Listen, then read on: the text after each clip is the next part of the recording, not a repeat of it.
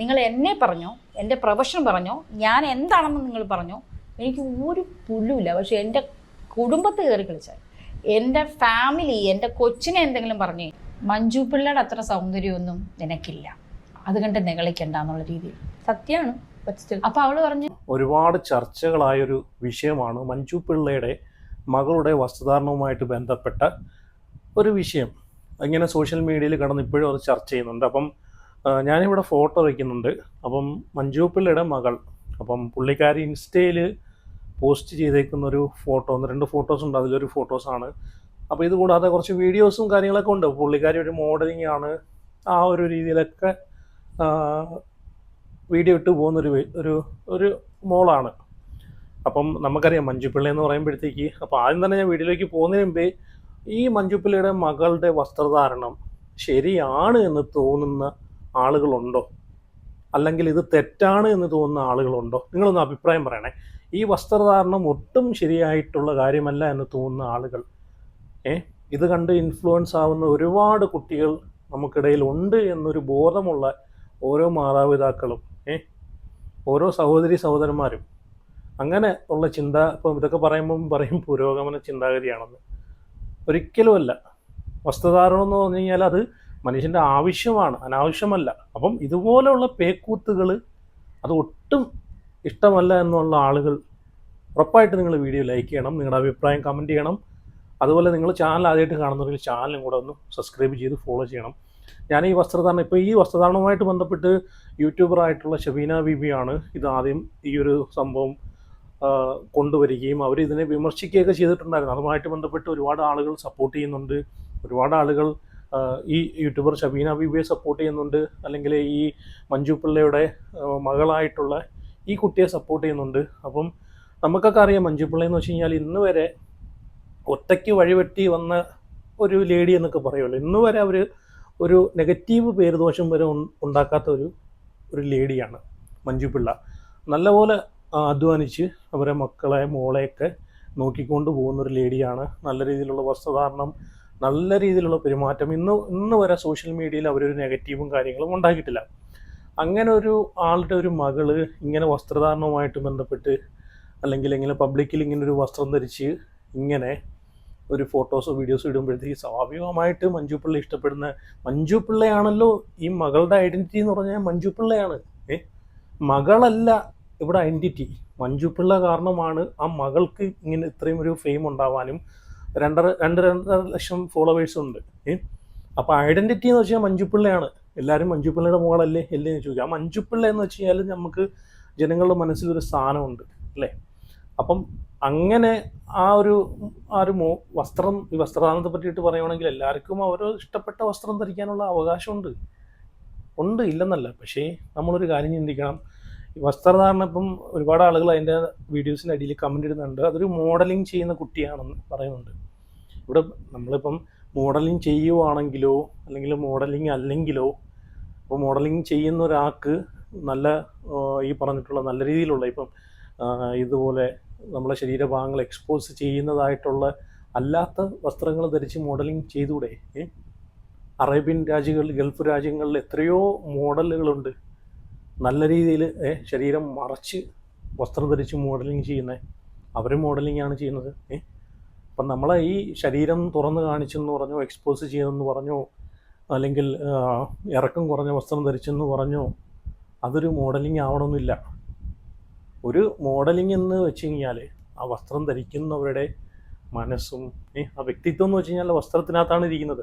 ആ വസ്ത്രം എങ്ങനെയാണോ അവർ ധരിക്കുന്നത് അതിലാണ് സൗന്ദര്യമുള്ളത് അല്ലേ. അപ്പം എന്തായാലും എനിക്കിതിനോട് താല്പര്യമില്ല. മാത്രമല്ല ഇത് ഒരുപാട് കുട്ടികളെ ഇങ്ങനെയുള്ള വസ്ത്രധാരണങ്ങൾ വളർന്നു വരുന്ന ജനറേഷൻ, നമ്മളിപ്പോഴത്തെ തലമുറ എന്ന് വെച്ചാൽ അങ്ങനെയാണ്. വളർന്നു വരുന്ന തലമുറ വെറും പാഴായിക്കൊണ്ടിരിക്കുന്ന തലമുറയാണ്. അപ്പോൾ ഇങ്ങനെയുള്ള ഇതൊക്കെ ഒരുപാട് കുട്ടികളെ ഇൻഫ്ലുവൻസ് ചെയ്യുന്നുണ്ട്. നല്ല രീതിയിൽ വളർന്നു വരുന്ന കുട്ടികൾ പോലും ഇതൊക്കെ കാണുമ്പോഴത്തേക്ക് എനിക്കും അങ്ങനെ വസ്ത്രം ധരിക്കണം, അല്ലെങ്കിൽ എനിക്കും അങ്ങനെ മോഡലിംഗ് ആവണം, അല്ലെങ്കിൽ ആ കുട്ടി ഇട്ടേക്കുന്ന വസ്ത്രം മേടിക്കണം എന്നൊക്കെ പറഞ്ഞിട്ട് ഇത് വേറൊരു തലത്തിലേക്ക് ഇത് പോകും. എങ്ങനെയെങ്കിലും കുറച്ച് പൈസ ഉണ്ടാക്കണം. അപ്പം നേരെ ചെന്ന് ചാടുന്നത് മയക്കുമരുന്നിൻ്റെയും ഈ പറഞ്ഞിട്ടുള്ള ഇതിൻ്റെയൊക്കെ പുറമേ ചെന്ന് ചാടും. അത് വിൽപ്പനയും ഉപയോഗവും അടുത്ത ഈ പറഞ്ഞിട്ടുള്ള ഈ മോഡലിംഗ് ഇങ്ങനെയുള്ള വസ്ത്രം ധരിച്ചാൽ മാത്രമേ എനിക്ക് മോഡലിങ്ങിന് സാധിക്കത്തുള്ളൂ, മോഡലാവാൻ സാധിക്കത്തുള്ളൂ, എന്നെ ആളുകൾ ഇഷ്ടപ്പെടുത്തുള്ളൂ എന്നൊക്കെയുള്ളൊരു ചിന്താഗതി ഉണ്ടല്ലോ, അത് മാറ്റണം, അത് തിരുത്തി കൊണ്ടുവരണം. നല്ല മാന്യമായിട്ടുള്ള വസ്ത്രം ധരിച്ച് മോഡലിംഗ് ആയി എന്ന് കാണിച്ചു കൊടുക്കണം. ഇനിയുള്ള തലമുറയ്ക്ക് അങ്ങനെ വേണം, അങ്ങനെ ഇൻഫ്ലുവൻസ് ചെയ്യണം. അല്ലാതെ കീറിപ്പറഞ്ഞതും തുണിയില്ലാത്തതും ഇങ്ങനെയൊക്കെയുള്ള വസ്ത്രങ്ങൾ ധരിച്ചില്ല ഇൻഫ്ലുവൻസ് ചെയ്യിപ്പിക്കേണ്ടത്, മോഡലിംഗ് ആയിട്ട് രംഗത്ത് വരേണ്ടത്. അപ്പോൾ ആ ഒരു കൺസെപ്റ്റ് മാറ്റുമെന്നാണ് എനിക്ക് പറയാനുള്ളൂ. ഓക്കെ, എന്തായാലും ഞാനിവിടെ നിങ്ങൾ ആ ഫോട്ടോ കണ്ടല്ലോ ഞാൻ വെച്ചേക്കുന്നത്. ഞാനിവിടെ മഞ്ജുപിള്ളയുടെ ഒരു പഴയൊരു ഇൻ്റർവ്യൂ ഞാൻ കാണാനിടയുണ്ടായി. അപ്പോൾ ഈ ഇൻ്റർവ്യൂ ഒക്കെ ഇപ്പം കുത്തിപ്പൊങ്ങി വരുന്നുണ്ട്. ആ ഇൻ്റർവ്യൂവിൻ്റെ ഒരു ചെറിയൊരു ഭാഗം ഞാൻ ഇവിടെ വെച്ച് തരാം, നിങ്ങളൊന്ന് കണ്ടു നോക്കേ. ഈ വിവരമില്ലാത്ത കുറേയും ഈ മഞ്ഞക്കാരിപ്പുണ്ട്, കുറേ ആൾക്കാർ, അവരാണ് ഇത് ഇടുന്നത്. അത് അവരുടെ ജീവിതോപാധി, വല്ലവന്റെ ലൈഫ് വിട്ട് ജീവിക്കുന്ന ആൾക്കാരാണ്. അത് അവരുടെ അസുഖമാണ്. നമ്മൾ അതിനെ അങ്ങനെ കണ്ടാൽ മതി. അയ്യോ, അസുഖമുള്ള കുറച്ച് ആൾക്കാരെ നമ്മൾ കണ്ടു കഴിഞ്ഞാലേ ഒരു സഹതാപം നമുക്ക് അവരോട് തോന്നുള്ളൂ. എനിക്ക് സഹതാപമുള്ള അവരുടെ അടുത്ത്. കാരണം നമ്മൾ കഷ്ടപ്പെട്ട് അധ്വാനിച്ച് ജീവിക്കുമ്പോൾ അവർ ഏതോ മറയത്തിരുന്നിട്ട് കണ്ടവന്റെ ജീവിതം വിറ്റ് ജീവിക്കുന്ന ആൾക്കാർ, അവർക്ക് എന്ത് റെസ്പെക്റ്റാണ് നമ്മൾ കൊടുക്കേണ്ടത്? എന്ത് റെസ്പെക്റ്റ് അവർക്ക് കിട്ടുന്നു? നമ്മൾ അങ്ങനെ ചിന്തിച്ചാൽ പോരെ? ഈ ഒരു പ്രശ്നം ഞാൻ വെല്ലുവിളിക്കുന്നു. കഷ്ടപ്പെട്ട് ജീവിക്കാൻ അവർ തയ്യാറാണോ? നമ്മൾ കഷ്ടപ്പെട്ട് അധ്വാനിച്ച് വെയിലത്തും മഴയത്തും രാത്രി ഉറക്കമില്ലാതെ നമ്മൾ ജോലിയെടുത്ത് ജീവിക്കുന്ന പോലെ ജീവിക്കാൻ അവർ തയ്യാറാണോ? അവർക്ക് അതുകൊണ്ട് പറ്റില്ല. അവർക്ക് അവിടെ നിന്ന് കമന്റ് ഇടാനേ പറ്റുള്ളൂ കുഞ്ഞെ. ഞാനത് പറയുന്നത്, അവർക്ക് അവിടെ നിന്ന് കമന്റ് ഇടാനേ പറ്റുള്ളൂ, പണിയെടുക്കാൻ പറ്റില്ല. എന്തിന്? ഞാൻ അവരുടെ ചെലവിലല്ല, ഞാൻ കഷ്ടപ്പെട്ടിട്ട് ജീവിക്കുന്ന. ഞാൻ അവർ പറയുന്ന ഒരു കമന്റിന് വേണ്ടി എന്റെ ജീവിതം തുറയ്ക്കാൻ ഞാനില്ല. അവരാരാ? ഈ ഒരു സീൻ കാരണം ഒബ്വിയസ്ലി നമ്മൾ പുറത്തിറങ്ങുമ്പോൾ പാപ്പരാജീസ് ആണെങ്കിലും വന്ന് മിണ്ടുന്നവരാണെങ്കിലും ഇവര് വന്ന് ഹായ് മഞ്ജു ചേച്ചി വാവ് ഭയങ്കര വലിയ ഫാൻ എന്ന് പറയുന്നത് ചിലപ്പോൾ ഇവർ തന്നെ ആയിരിക്കും കമന്റ് ഇടുന്നത്. ഓക്കെ, ഇത് വനിതയ്ക്ക് കൊടുത്തൊരു പഴയ ഒരു ഇൻ്റർവ്യൂ ആണ്, ഏകദേശം 1 വർഷമായി കാണും. അപ്പോൾ അതിനകത്ത് പറയുന്നത് വെച്ച് കഴിഞ്ഞാൽ കമൻറ്റ്, മോശമായിട്ടുള്ള കമൻറ്റുകൾ അല്ലെങ്കിൽ മോശമായിട്ടുള്ള ഈ ഇങ്ങനെയുള്ള ഈ റിയാക്ഷൻസ് മോശമെന്നല്ല. ഇപ്പം പബ്ലിക് എന്ന് പറയുന്നത്, സോഷ്യൽ മീഡിയ എന്ന് പറഞ്ഞു കഴിഞ്ഞാൽ ഇപ്പം നമ്മളൊരു സാധനം കൊണ്ടിട്ട് കൊടുക്കുമ്പം അതിൻ്റെ ഔട്ട് പോസിറ്റീവാണോ അതോ നെഗറ്റീവാണോ എന്ന് അത് സോഷ്യൽ മീഡിയയിൽ അത് കാണുന്ന വ്യക്തിയാണത് തീരുമാനിക്കേണ്ടത്. അത് എത്രത്തോളം നല്ലത്. ഇപ്പം നമ്മളൊരു നല്ലൊരു പബ്ലിക്കിൽ ഇറങ്ങി നല്ലൊരു കാര്യം ചെയ്തു, നല്ലൊരു കാര്യം ചെയ്യുമ്പോഴത്തേക്ക് അത് കാണുന്ന ഓഡിയൻസ് ഉറപ്പായിട്ടും പറയും നല്ല കാര്യമാണ് അത് ചെയ്തതെന്ന് പറയും. നേരെ മറിച്ച് മോശം ഒരു കാര്യം ചെയ്യുവാണെങ്കിൽ അത് മോശമാണെന്നത് സോഷ്യൽ മീഡിയ ഹാൻഡിൽ ചെയ്യുന്ന ആളുകൾ ചൂണ്ടിക്കാണിക്കും. അപ്പം നല്ലൊരു കാര്യം ചെയ്ത് എന്നെ കുറേ ആളുകൾ വളർത്തി സപ്പോർട്ട് ചെയ്ത് അത്യാവശ്യം ഒരു പന പോലെ എത്തിച്ചെന്ന് വെച്ചു. എൻ്റെ ഭാഗത്തു നിന്നൊരു നെഗറ്റീവ് അല്ലെങ്കിൽ അപ്പം ഞാൻ ചിന്തിക്കണം, എന്നെ സപ്പോർട്ട് ചെയ്യുന്ന അല്ലെങ്കിൽ എന്നെ ഇഷ്ടപ്പെടുന്ന, എന്നെ വളർത്തിവിടുന്നവരെ കൊണ്ടാക്കിയ ഒരുപാട് ഫോളോവേഴ്സ് ഉണ്ട്, ഓഡിയൻസ് ഉണ്ട്. അവർക്ക് വേണ്ടിയിട്ട് അവരുടെ ഇഷ്ടങ്ങളനുസരിച്ച് മാത്രം നിൽക്കണമെന്നുള്ളൊരു ബോധ്യം ഉണ്ടാവണം. നേരെ മറിച്ച് ഫോളോവേഴ്സ് വലിയ എന്നുള്ള രീതിയിൽ അവരൊന്നുമല്ല, നമ്മളെ സപ്പോർട്ട് ചെയ്തത് കൊണ്ടുവന്ന ഓഡിയൻസ് ആണല്ലോ നമുക്കെല്ലാം, അവരൊന്നും അല്ലെന്നുള്ളൊരു ചിന്താഗതിയിൽ നമ്മൾ തുറന്ന് കാണിക്കേണ്ടതായിട്ടില്ലാത്ത എന്ന് വെച്ച് കഴിഞ്ഞാൽ പബ്ലിക്കിൽ കൊണ്ട് കാണിക്കാൻ പാടില്ലാത്ത കുറേ കാര്യങ്ങൾ കൊണ്ട് ഇടുമ്പോഴത്തേക്ക് അതേ ആളുകൾ തന്നെ നിങ്ങളിങ്ങനെ അല്ലായിരുന്നു എന്നാണ് ഞാൻ വിചാരിച്ചത്, ഇങ്ങനെ ആയിരുന്നെങ്കിൽ നിങ്ങളെ ഞാൻ ഫോളോ ചെയ്തില്ല എന്ന് ചിന്തിച്ച് വരെ കമൻ്റ് ഇടുന്ന ആളുകളുണ്ട്. അപ്പം പോസിറ്റീവ് മാത്രം പ്രതീക്ഷിച്ച് സോഷ്യൽ മീഡിയയിൽ ആക്റ്റീവായി നിൽക്കാമെന്ന് ആരും വിചാരിക്കരുത്. നെഗറ്റീവ് കമൻസും കൂടെ അക്സെപ്റ്റ് ചെയ്യാനുള്ളൊരു മനസ്സുണ്ടായിരിക്കണം. സോഷ്യൽ മീഡിയ എന്ന് വെച്ചാൽ അങ്ങനെ പോസിറ്റീവും കിട്ടും, ഒരാളെ പൊക്കിക്കൊണ്ട് നടക്കുകയും ചെയ്യും, അതുപോലെ എടുത്ത് താഴോട്ട് ഇടുകയും ചെയ്യും. അതാണ് സോഷ്യൽ മീഡിയ. ഓക്കെ, ഇപ്പം ഞാൻ അടുത്ത ഒരു ക്ലിപ്പും കൂടെ കേട്ടു നോക്കാം. അല്ലടാ ഫോട്ടോ ഇട്ടപ്പോൾ വന്ന കമന്റ്, മഞ്ജു പിള്ളയുടെ അത്ര സൗന്ദര്യമൊന്നും നിനക്കില്ല, അത് കണ്ട് നിഗളിക്കണ്ടെന്നുള്ള രീതിയിൽ. സത്യമാണ്. അപ്പൊ അവള് പറഞ്ഞ് ഷീസ് ഗോഡസ്. അത് ശരിക്കും അങ്ങനല്ലേ? ഷീസ് ഗോഡസ്, എൻ്റെ അമ്മയാണ് എന്ന് പറഞ്ഞിട്ട് അവള് തിരിച്ച് മറുപടി ഇട്ടു. എന്തൊരു വിവരമില്ലായ്മയാണ് ആ പറയുന്നത്. അവളെക്കാട്ടിൽ ഹേർട്ട് ചെയ്യുക എന്നെയല്ലേ? ഞാൻ സുന്ദരിയാണെന്ന് പറയുമ്പോൾ എനിക്ക് എന്താ അവൻ്റെ അടുത്ത് ആരാധന തോന്നുന്നു? പറയുന്നവൻ്റെ അടുത്ത് കൈ കിട്ടി അവനെ തല്ലി ഞാൻ കാലൊടിക്കട്ടെ കൊച്ചിനെ പറയുന്നോടാന്ന് ചേച്ചിക്ക് ജാനിയെ പറയുമ്പോഴാണ് ഏറ്റവും ട്രിഗർ ആവുന്നത് അല്ലേ? അത് ഞാൻ പല ഇന്റർവ്യൂസിലും പറഞ്ഞിട്ടുണ്ട്. ഞാൻ ഒരു എൻ്റെ മോളെ കുറിച്ച് മോശം ഒരു സംഭവം എഴുതി. എനിക്ക് സോഷ്യൽ മീഡിയയിൽ വർക്ക് ചെയ്യുന്ന നല്ല കുറേ ആൾക്കാരുണ്ട്. ഐ മീൻ നല്ല റീൽസും നല്ല ഇത് ഇടുന്ന കുറേ ആൾക്കാരെ എനിക്ക് പേഴ്സണലി അറിയാം. എനിക്ക് കോണ്ടാക്ട്സിലും ഉണ്ട്, കുറേ ആൾക്കാരുണ്ട്. കാരണം ചില സമയത്തൊക്കെ എടുക്കുന്ന റീലും ഫോട്ടോസൊക്കെ എനിക്ക് അയച്ചു തരുന്നുണ്ട്. ഞാൻ നേരെ അവന്മാരെ വിളിച്ചിട്ട് പറഞ്ഞു, ഇവിടെ ഇങ്ങനെ ഒരു അക്കൗണ്ട് കെട്ടിയിട്ടുണ്ട് ആരാന്ന് പറഞ്ഞു. അവന്മാരെല്ലാം കൂടെ തപ്പി എടുത്തു. ചേച്ചി ഞങ്ങളുടെ ഗ്യാങ്ങിലില്ല. തപ്പി എടുത്തപ്പം അവൻ ആഫ്രിക്കയിലുള്ള ഒരുത്തനാണ്, മലയാളി. അവൻ അവിടെ ഇരുന്നൊരു അക്കൗണ്ട് തുടങ്ങിയിട്ട് ഇട്ടിരിക്കുക. അവന്മാരെ തപ്പി എടുത്തു. അപ്പം അന്ന് ഞാനൊരു ഇതിൽ പറഞ്ഞു, നിങ്ങൾ എന്നെ പറഞ്ഞോ, എൻ്റെ പ്രൊഫഷൻ പറഞ്ഞോ, ഞാൻ എന്താണെന്ന് നിങ്ങൾ പറഞ്ഞോ, എനിക്ക് ഒരു പുല്ലുമില്ല. പക്ഷെ എൻ്റെ കുടുംബത്തെ കയറി കളിച്ചാൽ, എൻ്റെ ഫാമിലി, എൻ്റെ കൊച്ചിനെ എന്തെങ്കിലും പറഞ്ഞു കഴിഞ്ഞാൽ ഞാൻ എല്ലാത്തിനും പൂട്ടുമെന്ന് പറഞ്ഞു. അല്ല, ഞാൻ ഇതാവുന്നതല്ല, ഞാൻ എല്ലാത്തിനും പൂട്ടുമെന്ന് പറഞ്ഞു. ഞാൻ കംപ്ലൈൻറ്റ് രജിസ്റ്റർ ചെയ്യും, ഞാൻ അതിൻ്റെ സ്ക്രീൻഷോട്ട് എടുത്ത് കംപ്ലൈൻറ്റ് എല്ലാത്തിനും ഞാൻ പൂട്ടുമെന്ന് പറഞ്ഞു. മദർ, അമ്മ എന്ന നിലയിലല്ല. ഓക്കെ, അത് സ്വാഭാവികമായിട്ട് എല്ലാ അമ്മമാരും അങ്ങനെയാണ്, മാതാപിതാക്കളും അങ്ങനെയാണ്. മക്കൾക്ക് നേരെ ആരെങ്കിലും ഒന്ന് വിരൽ ചൂണ്ടിക്കഴിഞ്ഞാൽ സ്വാഭാവികമായിട്ട് ദേഷ്യം വരും. പക്ഷേ മക്കളെ തിരുത്തുക എന്നുള്ളത് ആ മാതാപിതാക്കളുടെ കടമയാണ്. അതുപോലെ അവരെങ്ങോട്ട് പോകുന്നു, എന്ത് ചെയ്യുന്നു, ഏത് രീതിയിലുള്ള വസ്ത്രം ഇടുന്നു, അതൊക്കെ പൂർണ്ണമായിട്ടും അവർക്കങ്ങ് വിട്ടുകൊടുക്കാൻ പറ്റത്തില്ല. പിന്നെ എന്തിനാണ് മാതാപിതാക്കൾ എന്ന് പറഞ്ഞിരിക്കുന്നത്? എന്തിനാണ് ഇരിക്കുന്നത്?